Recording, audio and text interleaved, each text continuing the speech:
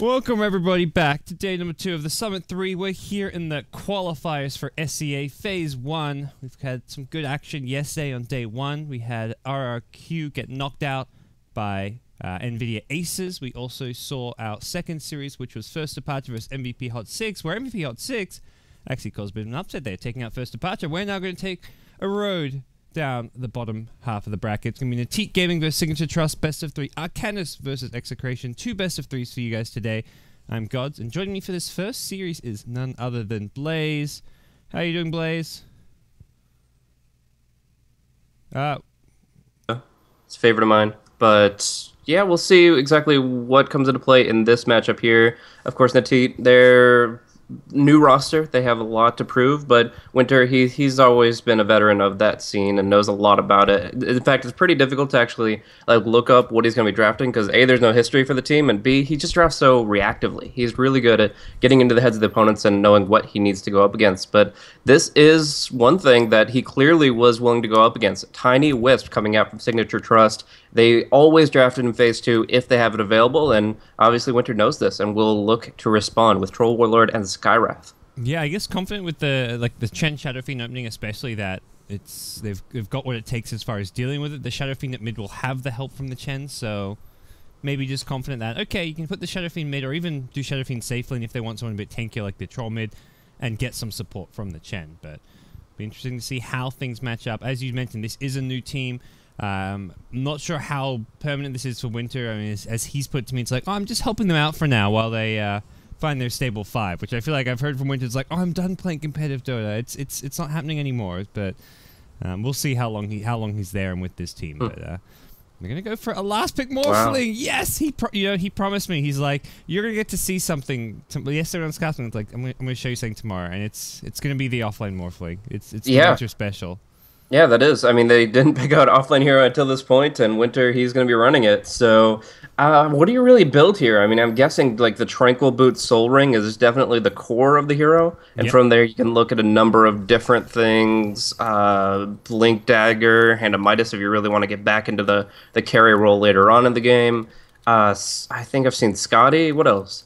His offlane Morphling, Tranquil Soul Ring is your starting item. No, yeah, he doesn't go bottle. He goes Tranquil Soul Ring. Then he goes Blink Dagger, I believe, and then after that, it's kind of flexible. Like, those are your core items. Tranquil, Soul Ring, Blink Dagger.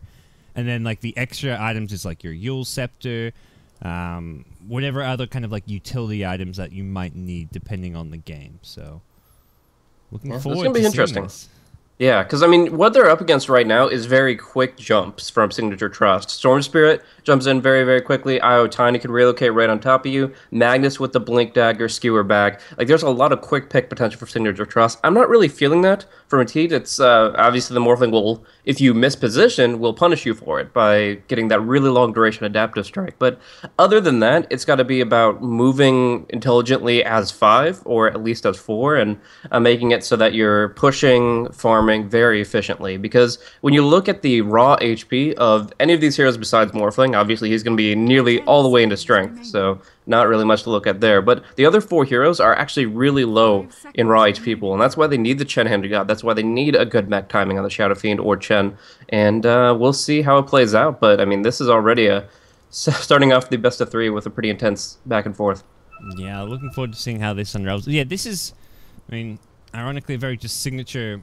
Well, former Myth Trust draft, now known as Signature.Trust draft. Like, this is just their kind of bread and butter. They love picking these big team fight centric lineups where they'll base their fight around a big ultimate like a Magnus, like a Tidehunter, and then put in something like the Wisp Tiny that you mentioned. It's just kind of a staple for them in that second stage. So they're in their comfort zone. It is a slightly different roster to their previous Myth Trust team.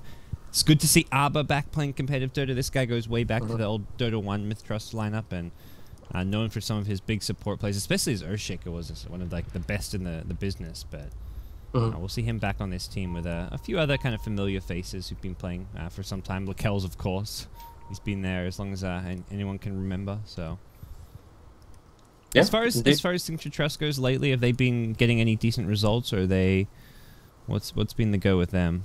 It's been okay. I mean, they've been taking down teams that you would kind of expect them to have a good shot against. Mineski, MVP Phoenix, Arcanist, that kind of thing. So, I mean, they've been managing pretty well. Recently, they've only been playing the Join Dota MLG Pro League. Beyond that, I'm not seeing any like real big activity from them over the past month or two. So, yeah, they've been kind of keeping it quiet, probably just kind of working on uh, forming the strategy that they're going to bring to the higher tier matchups. But yeah, it's overall in SEA. There's not been that much like really contested matchups or tournaments to go into. So over the past month, a few dozen games, but nothing really to get hype about just yet. Okay. All right. That's interesting to hear. But I'm curious to see like how things develop in like some of these SEA qualifiers, be it for the Summit, be it for the MLG tournament. Like, there's a lot more international tournaments having these SEA qualifiers now. So, I mean, looking on paper, it should be Rave kind of winning most of these qualifiers, but sure they did amazingly at DAC. But historically, SEA qualifiers have been very volatile. Like, we've had different teams come out on top of different ones. First Departure doing well in the Summit 2. We've had Invasion doing well from time to time. There's been tournaments where Myth.Trust would come out. There's been tournaments where your Team Malaysia / Titan, whichever roster they're playing with at the given time, is doing well. So I feel like it's not even that guaranteed of a thing that it's going to be Rave coming out of these SEA qualifiers. Like, I feel like there's a lot of teams that can actually match up pretty well against Rave. Definitely. It's actually pretty interesting here. Boombell's going to be running the Wisp this time around. He has played some games of Wisp. He's 2-2 on it competitively, but the last time he played it was a month ago, whereas I expected Shiro, aka Jab, to be running it because he actually played it just a couple days back, and he's run it like 15 times. So not as good of a win rate, but larger sample size. So I don't know. I guess they're not as comfortable with it. They wanted to give him the Storm, set him up for more of a core impact, and we'll see, of course, ABBA running the Lion. I guess that's probably the catalyst for that change. A lot of contestation over this bottom bounty rune. Wisp really wants it, and Magnus can control the positioning pretty well with the skewer. Yeah, it's not the end of the world. Whoa, that is a big 3-hero impale. If you get like skewered onto that cliff, because you can tango on through, it's not like you're going to be stuck there for good, unless he somehow turns you around and gets you up by the Roche pit. But both bounty runes going the way of the Thai boys. And this is going to be pretty interesting. Boombell is not running like the standard Wisp build where you go save up all your gold, get pooled a couple tangos even, and then the bounty rune gets you your bottle. Instead, he is buying absolutely everything. It's a boots first Lion with the tether movement speed even. He's going to be able to gank like crazy. And Boombell's just going to have kind of that slow rolling start to really make his impact with the restorative items. Yeah, so we'll see what they can do here. Morphling has got the escape of waveform. To help him out in this lane. He's going to be up against a tri lane more or less. They've got the pool camp available, so Arba's going to get to work on that, as we'll see Winter take quite a bit of harass early on. The Avalanche just coming out, knowing that Kells can regen that mana at a pretty decent rate with the help of the Wisp, so not going to be the easiest lane for Winter, but at the same time, his main job is just always going to be getting XP. He's not going to be entirely concerned about maximizing his farm necessarily. Mid lane's going to be your Shadow Fiend versus Storm Spirit, a kind of classic matchup in some ways, and matchup where Shadow Fiend, without the kind of support intervention, generally has a bit of an edge. Definitely has a lot of potential there, but I've seen the Storm pull some upsets, especially once he gets 6 and starts getting that gank material. If Shadow Fiend doesn't get enough farm to get tanky, then he's going to need a lot of support to keep himself alive. My pro down the bottom lane is going to get netted up post skewer. He's going to take a lot of damage here, but it looks like, unless he gets his last Arcane Bolt, they can. It still shouldn't kill him. The Tango will keep him alive. 4 HP, though. That is pretty insane. That Tango saved his life, yeah. Just barely. Well, he'll make his way out of there, but that is still cost-effective harass for Natit. The Skywrath Mage has a couple clarity, so he's going to be ready to go very soon once more, and well, that's a concern for your Magnus. One of the big weaknesses of this here in the offlane is you can get completely zoned out. You don't really have... I mean, you got Skewer, but it's just not really reliable enough to really be able to contest farm and XP. He kind of went for a very aggressive play, trying to pull the creep wave from behind the tower and gets punished for it. Yeah, so I mean that hurts because of course he's not going to be the one to fall back to the jungle or anything like that. The camps that they might be stacking up in the near future are going to be for the Tiny Wisp. They're not going to be for the Magnus, so he has to play very reserved. Whereas Winter on the Morphling, like he has nothing to worry about here until the Lion is coming in with a Hex. Hex is available now at level 2, but even then it's a really hard kill. He can just go all into strength. The right-click damage coming from them is not that substantial, so the low armor doesn't hurt his effective HP too much. Yeah. Exactly. It's mostly nuke damage, and that's where Winter, I think, is going to be just fine at this top lane. And just in general, the creep pickle room being very pushed out towards his tower. He's just having a much better time. That's same happening now at the bottom lane with the Magnus, but Magnus going to skewer back. He did kind of get initiated on now, but Psyonix decides, yeah, I don't really want to fight under a tier 2 tower.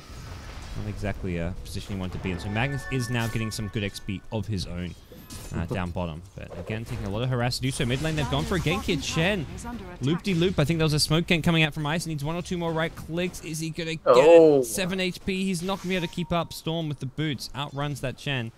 SF couldn't really commit and go back in. He was completely out of HP and unsuccessful smoke gank from Chen. Yeah, the Shadow Fiend just now picks up the bottle. I'm curious how they're actually going to cover the 4-minute rune spawn, because Storm can TP right back to the lane and look to cover, but it's not to his benefit. It's only for the Shadow Fiend's detriment, and of course the Bottle Crow is always available if worse comes to worse for NJ here. So we've already kind of shown that Ice is really looking to make his presence known on the lanes, and that mid lane is certainly one that he wants to help out in. But when it comes to the runes, Shadow Fiend is going to be pretty dependent on those, and he's going to be roaming without... Oh no, he will have boots for the 4-minute spawn. Yep. Looks like Winter's going to go towards the top rune at 4 minutes in. May just take it and Shadow Fiend make his way down bottom. Maybe your best bet. Actually, both runes being camped out by Natit. There's at bottom and the bounty rune at top, which Winter's already claimed. Yeah. So that's an important point of emphasis here for Natit, is controlling the runes for the mid or getting him the courier to continuously crow, because he needs to sustain against the storm. He was just putting out more damage right now with the static remnants. Like, you get a triple raise combo, great, but it's so much easier for Jab to just go for a quick right click and remnant after and get that guaranteed damage. Yes. So as we can see, the CS is very far in favor of the Storm. And Storm about to hit 6 with very high mana, can just instantly go for that kill on SF. SF needs to be full HP ASAP. He needs whatever HP items he can get. Pick up a Bracer, pick up your Magic Wand. He needs to just be getting like some nice cost-effective items here. Has a Magic Stick coming, and we'll be looking to bring that out. Winter at top, he's kind of mana depleted. Looks like he's going to be headed back to base to heal up. And has some just basic items coming out in the career for himself. But I worry about this SF, because this Storm is... looks like... Yeah, this creep wave is level 6, but it doesn't look like SF will get jumped right away. He is playing kind of in the nighttime, in fog, not really easy to... Yeah, and he drops the ward immediately. Knows he wants to see any TPs coming in, anything that will gank in addition to the Storm, because Storm +1 is where it really gets deadly, and it's so easy for even just a Wisp to tether in with Spirits active. But speaking of the supports on Signature.Trust, they really haven't accomplished too much on the top lane. They have been zoning out Morphling, and Winter has had to go back to base. He's pretty slow movement speed as well at only like the base 280, so up to 335 with the basic boots. He needs those Tranquils to really feel confident, though. And, of course, that Observer Ward we were talking about will spot out the line's rotation, so SF is going to be fine, and actually Winter is going to hang out with him. A little buddy-buddy here, sapping half the experience. Yeah. It's one of those things where the line coming in, getting spotted coming in, means SF plays super defensive, where it's like Storm could almost just solo kill this SF. The fact that the line comes kind of makes the SF play extra scared. Micro again. Uh-oh. Gotta be careful with this. He's gonna get the skewer out, but he's gonna skewer right into, well, the waiting arms of Winston. He finds the line instead, pushes them onto the cliff. That's insane! Can he even TP out? No siree. Waveform just to ensure that he wasn't escaping, but Chen had the kill, and... well, it's 2 going the way of the Chen. Ice picks himself up a double.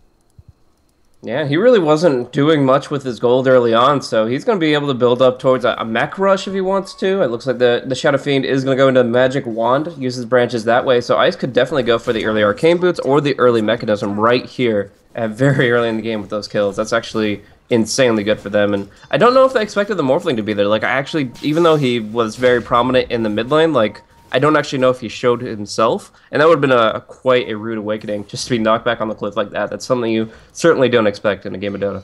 Yeah, right now, I mean, look at the farm of Lakells, which is kind of where you're going to look to right now. It's Signature.Trust, the lane's not working out for the best. He's CSing well. He's actually a good almost 10 CS behind the Troll Warlord. Considering he's had a pretty free lane here, that's a slight concern perhaps. Boombell's doing what he can as far as, well, he was looking to do some stacks. Misses 1 stack, and the other stacks are being kind of scattered out by an SF illusion, so Natit doing a good job of kind of keeping tabs on what's been going on in the enemy jungle, making sure Tiny doesn't have a huge stack of farm waiting for him. And Tiny definitely not too big of a concern right now, but in 5 minutes' time, that could very easily change. Yeah.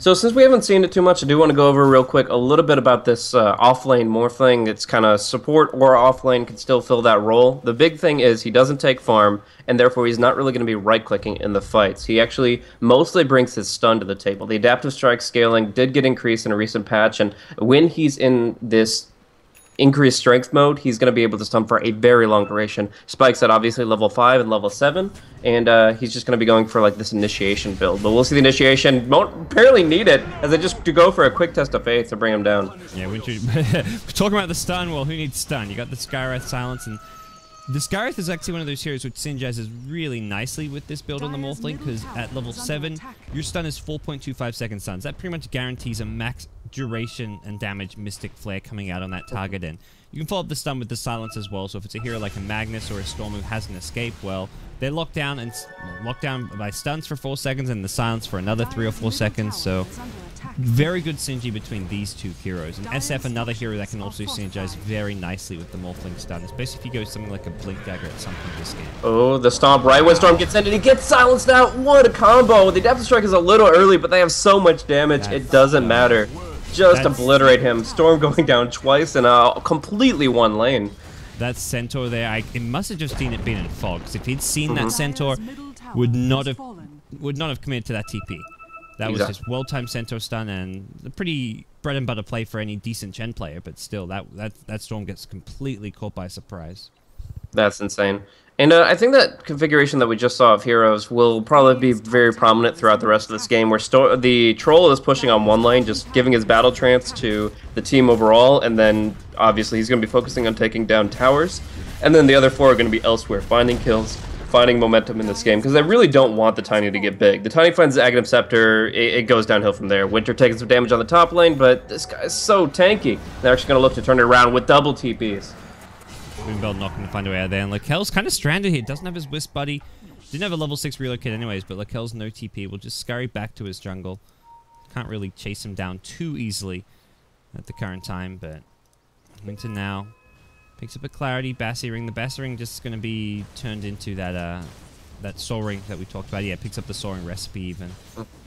So. Yeah, but it's really nice for him to be able to start 2 rings of protection on the lane, because he can go as high in strength as he needs to without worrying about his effective HP. So he opens the 2 rings, he gets the Tranquils, then the Bassi kind of casually, and then he will finally get that Soul Ring, which is where this hero really comes online. And people are going to look at this, and if Winter keeps building this momentum, they're going to be like, this thing is OP. Like, what are the drawbacks of this hero? Well, first of all, he doesn't do much for the first 4 levels or so of the game. And the second thing is he lacks damage significantly. Like, you made a really good point about the Skywrath Mystic Flare. They're going to need every point of that damage. They have 3 really damage-intensive heroes on their team. The Troll, the Shadow Fiend, and the Skywrath. Because if they didn't have those, you would just see a long stun that did nothing. Yeah, very much you have to draft around it at least some burst damage from like a support as well as a core hero, which is, yeah, the SF, the Skywrath, and you can't just be picking like, oh, we need an offlaner. What offlane's going to fit? Like, oh, let's just go with the Morphling. Yeah. Like, I hear Morphling's a good offlaner now, but it's like, no, you've got to fit it in. So this is one of those battles that does seem to work. Bottom lane, they bring down the max. He didn't get the RP off, and that is a relocate. You maybe wanted to, well, you're going to have some regrets about here. They get 1 kill on the Troll Warlord, but they're going to lose their Wisp immediately. There's a Requiem of Souls. Lakel's still in some trouble here. A couple razors going to come out. One more right click goes down. Storm Spirit possibly next in line, but he's got some decent mana left in the bank. Drops out a Remnant. No Ball Lightning needed to get out of there, and they're going to now get to work on this tier 2 tower, it seems. SF, yeah, that tower damage, man. It'll be okay.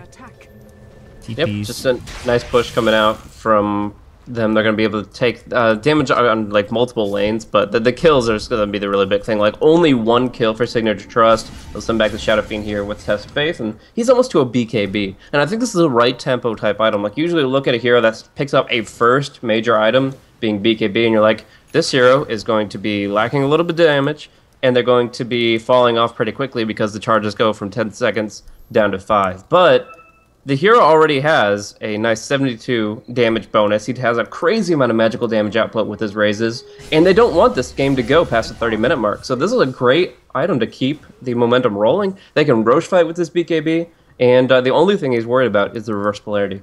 Yeah, in this game, it does feel like they have the potential to end the game very early with their 5-man. You've got Troll, who's already itemized towards a Vlad's for the team, giving them the aura. The Chen's going to have the mech, I imagine, although still a... Oh no, he's got the mech. Full mech on the courier. Okay, Isa's got ridiculous farm.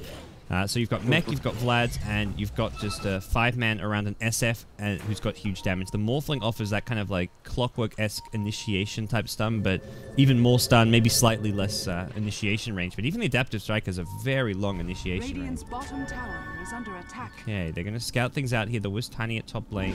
Scareth gets a little anti and drops down a ward, but they're going to now just get to work on this top tier 1 tower. Bottom lane, Psionics, focus, brought down, relocate even being used as well. Big commitment too. Yeah, 5-man rotation, not to mention a finger as well as a relocate being used for that kill. So I think for Natit, they're not going to be too worried about that kill.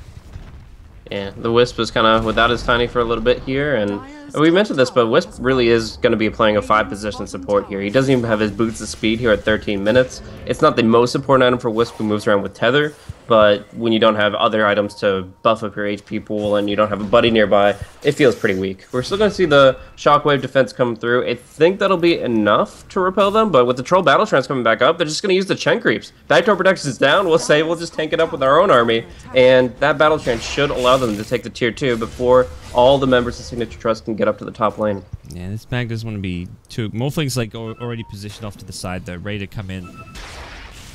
Should mag kind of position up too far in. Right now it looks like Signature.Trust, yeah, no relocate, not really able to defend this on Winter. Looping around, looking for this Magnus, all the line.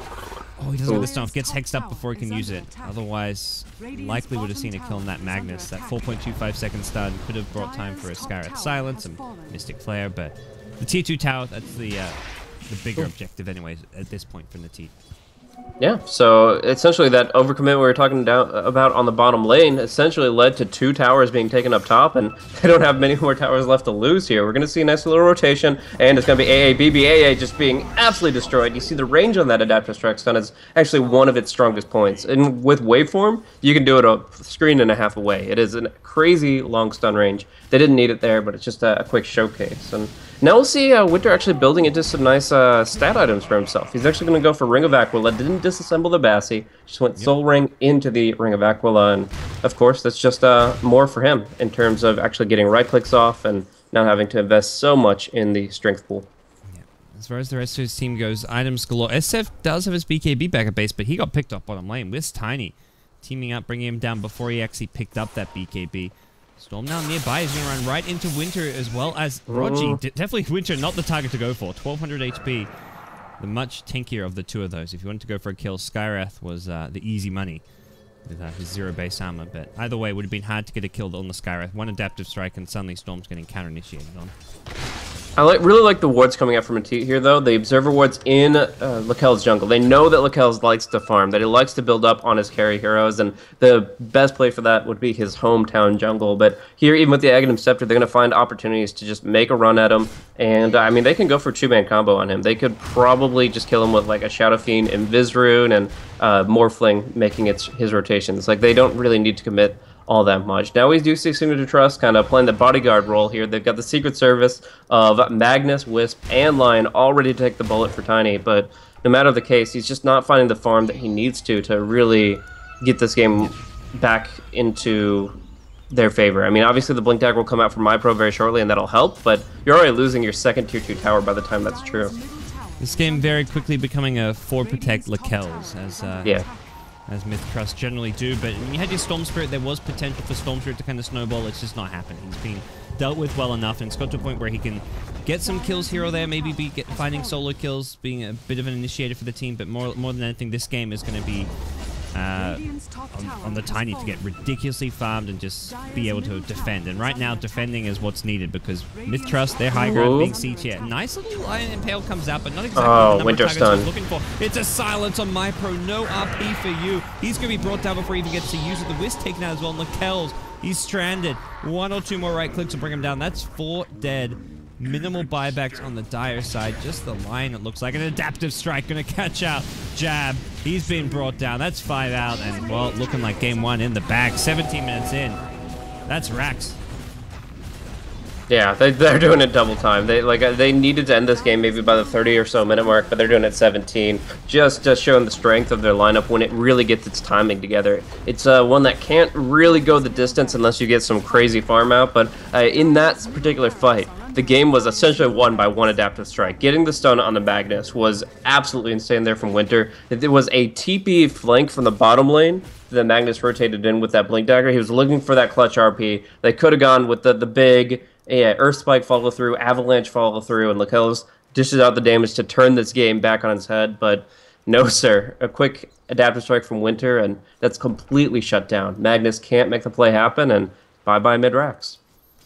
Well, we'll be saying bye-bye another lane of racks soon if Natit can kind of basically repeat that same level of execution. They may stop by Roshan beforehand if they want to. At the same time, striking now before big items are picked up for Signature.Trust also possibly in their interest. It is going to be some time before Tiny gets another big item. Has got his Yasha for now, just for that kind of cost effectiveness, but like even like MyPro, getting up to level 4 in power, getting a level 2 RP, these kind of things can definitely help Signature.Trust should they be able to actually get an RP off. And it looks like Natit don't seem to have their eyes on Roshan. It seems they're just looking to group up maybe towards this bottom lane.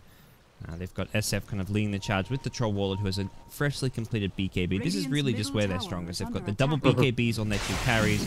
They've got the Chen with the mech, the Hand of God, and the kind of nice control that the Skywrath as well as the support, well, the offlane Morphling can provide. He's got his blink up too. So this waveform adaptive strike blink dagger just went 2 screens and more in range. Like he can always be in the right position to get the stun off he needs before the Magnus blinks or after. Like he'll be able to react, and that's going to be very impactful as they push in for the kill. Smoke, that's very important. Chen Creep Army not here at the time being. I imagine Ice will be bringing those in momentarily, but he wants to just push out the mid lane a little bit, perhaps. So he's going to smoke Blink RP, and they're going to relocate right on top of that. That's the only play that'll work here. This Smoke of Deceit is kind of their all-in gambit. The Replicate scouting things out from the side there, possibly looking to find something, but here we go. Who's he going to catch here? The group up needs to not be too much here. They're going to get a nice RP. Where's the follow-up? There's your Storm Spirit coming in. BKB gets cast by both carries, though. No potential for an Avalanche and Impale any follow-up stuns. They lose the Magnus, and this Tiny comes in, but it's too late. The stuns are kind of one off. Boom Bell, 1 or 2 more right clicks. 1 second on the relocate. He's brought down. That means your Tiny's trapped, or is he? Winter! Ooh. Had the adaptive strike, raised his hands, but couldn't complete the action. Still, it's looking like game over. Yeah, most definitely. That relocate just didn't come out at the time they needed to. It needed to essentially be a 5-man reverse polarity, so there were pretty high expectations there, but just to try to keep them in it, that was their last hope, was holding that position. They call it out now. GG, it just didn't play through against a team that brought a very smart draft. Winter really kind of thought about this one very clearly, and these are the heroes that can make this lineup work. Yeah. I mean, they drafted around the offlane Morphling, but definitely a game where I look at I'm like, yeah, the offlane Morphling worked and was like a nice pick, but it could have been a Clockwork. It could have been a Tide Hunter. Like, I think this game was much more around like the Chen and what he offered the team. I mean, this is, to me, it was just Chen Shadowfiend in a nutshell. This is why at DAC teams were picking these 2 heroes as their opening 2 and didn't care what, I mean, they care somewhat what the other 3 heroes were, but Chen Shadowfiend was the core of this strategy for me. The Morphling was just kind of like the icing on the already very delicious cake that we're witnessing this game here. I think one big aspect of Signature.Trust where they failed was to respond to ganks on the mid. Like, if Storm doesn't get picked off half those times, then they suddenly have a good potential to fight in the mid game. But because Storm Spirit had this dominant CS early on, and then suddenly all of Natit's supports are rotating and none of Signature.Trust are, it's just this mid lane just becomes a complete wash where the Shadowfiend bounces back and the Storm falls flat on his face. He just kind of felt immortal with that level 6 when they have silences, when they have hard stuns, and he just got obliterated multiple times. So that was very unfortunate, but Signature.Trust, they need to adapt if they're going to pull through in this best of 3. Yeah, I feel like they can be a bit kind of set on their ways and in some sense predictable, but also just stuck on these kind of one-dimensional strategies, which it's like, well, all right, we're not getting the RPs, we can't win a team fight now, which you can't always rely on hitting those big ultimates, so we'll see what the plan's going to be in Game 2, because we've got a best of 3 here. Natit looking to knock out Signature.Trust from the Phase 1 qualifiers of the Summit 3, guys. I'm GoDz, joining me as Blaze. Stick around, we've got Game 2 coming up after this.